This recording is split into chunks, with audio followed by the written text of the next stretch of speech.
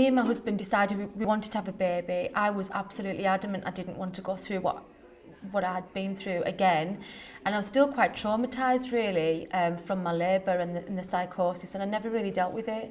We got in touch with APP, and I spoke to Dr. Ian Jones, who very kindly put me in touch with a psychiatrist in Newcastle, and because we went from that point of view, I felt like I was more in control. We've been told the risk of having PP again is something like 50%.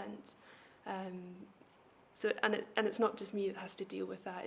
It's my husband who he has to make sure that he's prepared to go through that again. And if he decided he wasn't, then we wouldn't do it. The perinatal psychiatrist that I saw, whilst he pointed out the risks, was actually very encouraging about me having a second baby. He didn't encourage me to, but he was encouraging if I wanted to.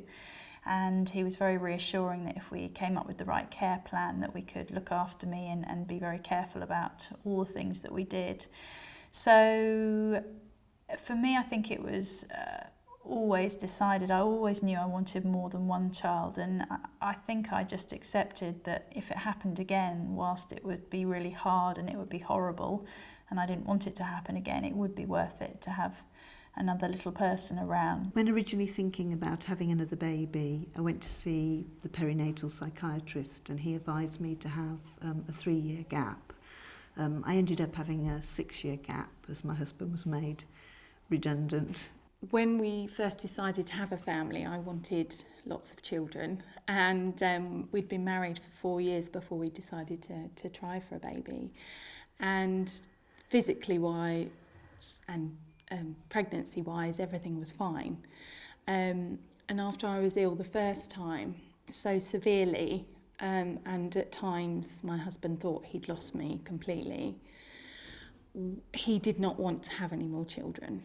And I didn't want our child to be an only child. So it actually took another 4.5 years for us to decide that we would try for another baby. It was much easier than the first time round, and I was more prepared.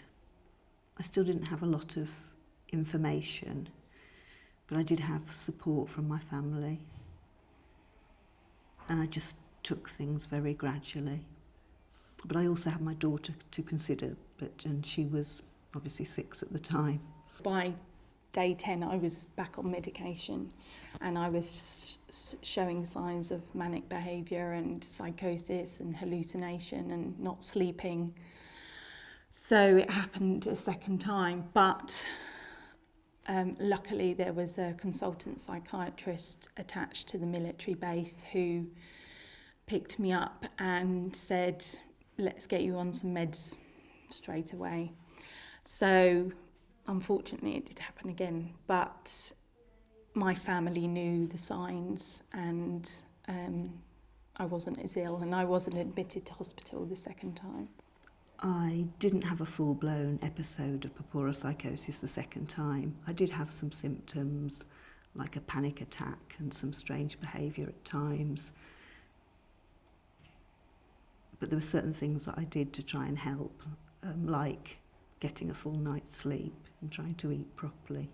Yes, it is possible to go on, have a second child, have psychosis, but it doesn't have to be the exact replica of the same experience. It can be totally different. And mine was very well controlled and had all the mental health care I needed. I'm glad I had a second child, but unfortunately it did happen again, but not as scary. And he's 9 this year, so I'm getting there.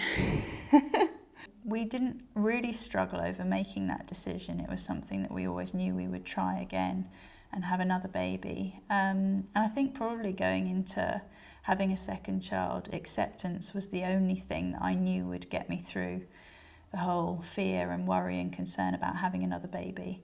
Accepting that it might happen again, and if it did happen again, I would be okay. And luckily, it didn't happen again. But it was frightening, of course it was. But worth it. It was worth all the angst.